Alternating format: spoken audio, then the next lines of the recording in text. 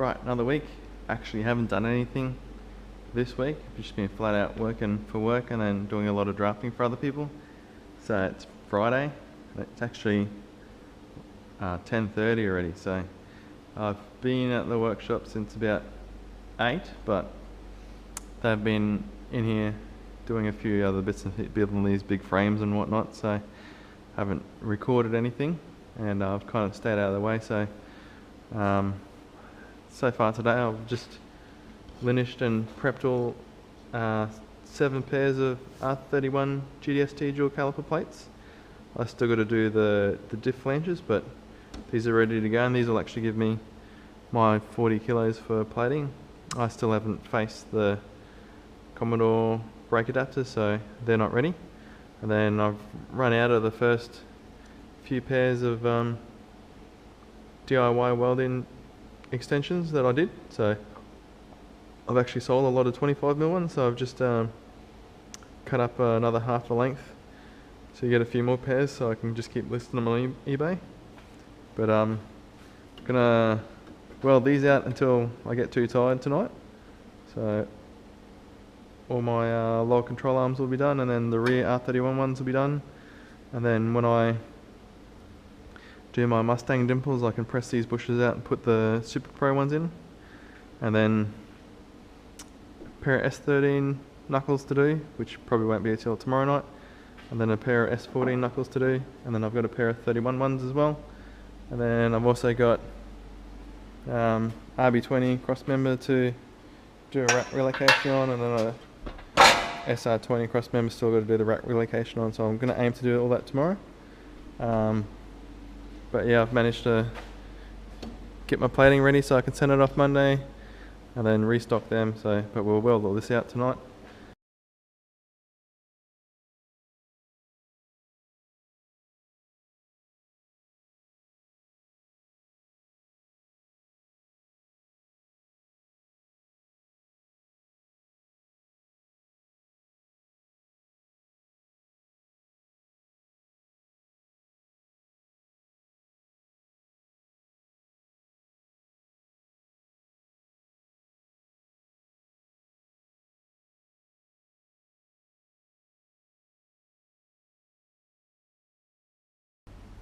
So I managed to get it all welded tonight.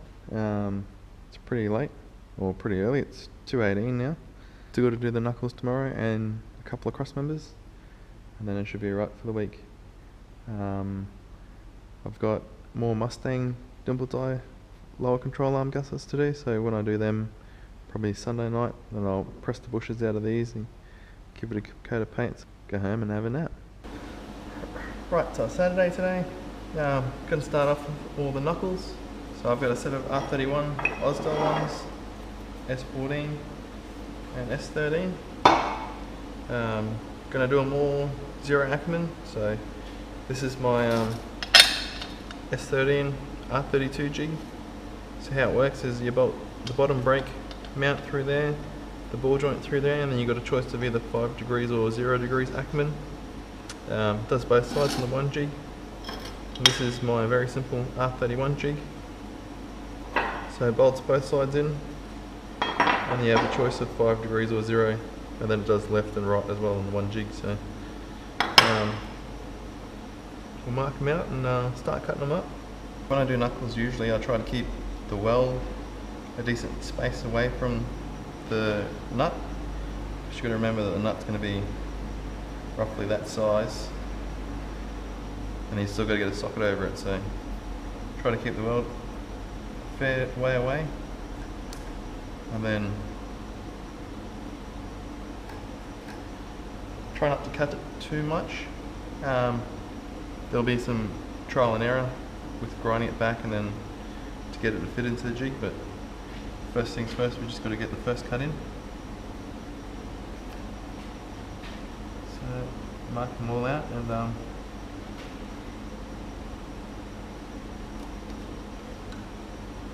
try to cut them square too. Right, so now they got it marked, let's just cut them off, and then we'll start fitting it to the jig.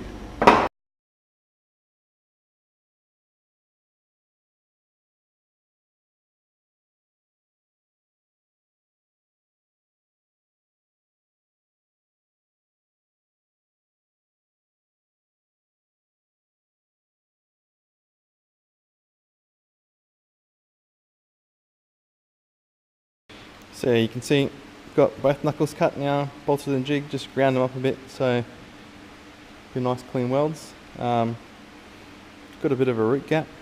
Usually try to have about 3-4 mm gap, and then prep the ends, and then they'll give us full penetration weld. And then I usually cut a little piece of 3mm plate to weld in the end, just to give it further strength. So now that we've got it all cut, see it all bolts in the jig nice and tight, and it's all held in nice and strong. So I should stop it warping around when we weld it.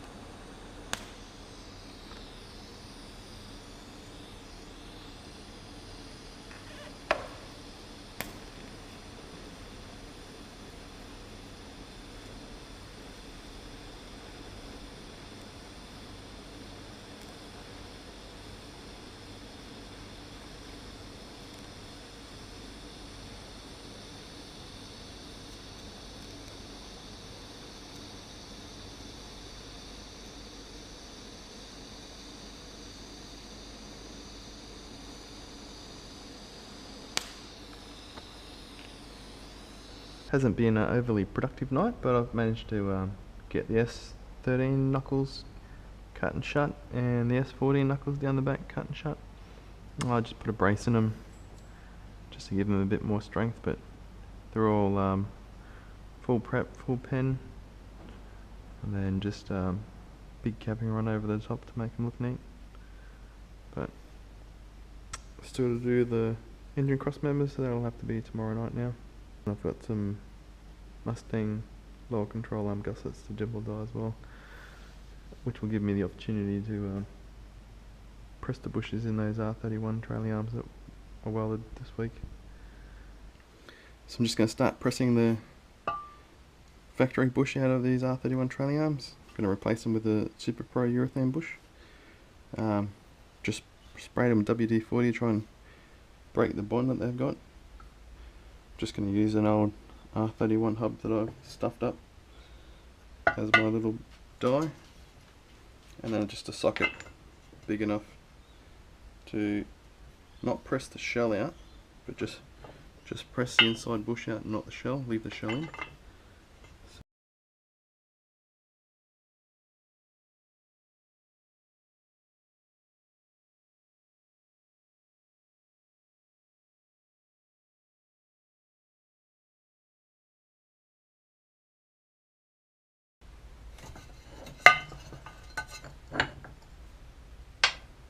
You can see still got the shell. Even that squashed it a little bit, we can straighten it back up, and we can press the Super Pro bush in. Now we're going to work on pushing the Super Pro bush in. So you'll notice it's got a thick side and a thin side, so the thin sides you're going to press in, and then the thick side's the side that's going to sit up against this side. So we'll get it all ready to go.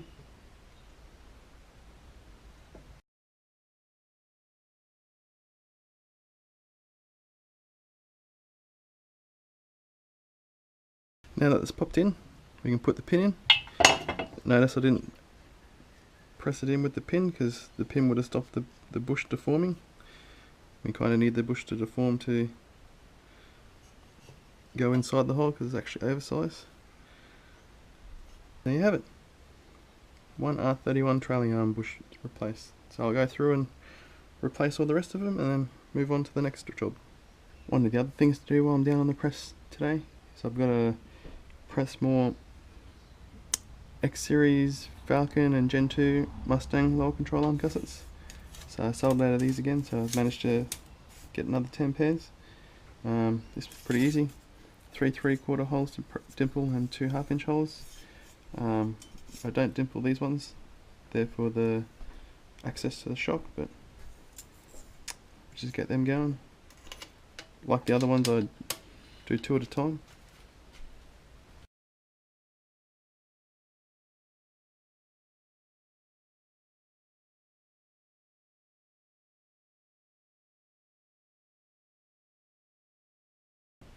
Now that we've done all the 1/2 inch ones, we'll go through and do all the 3/4. Same thing, press them 2 at a time.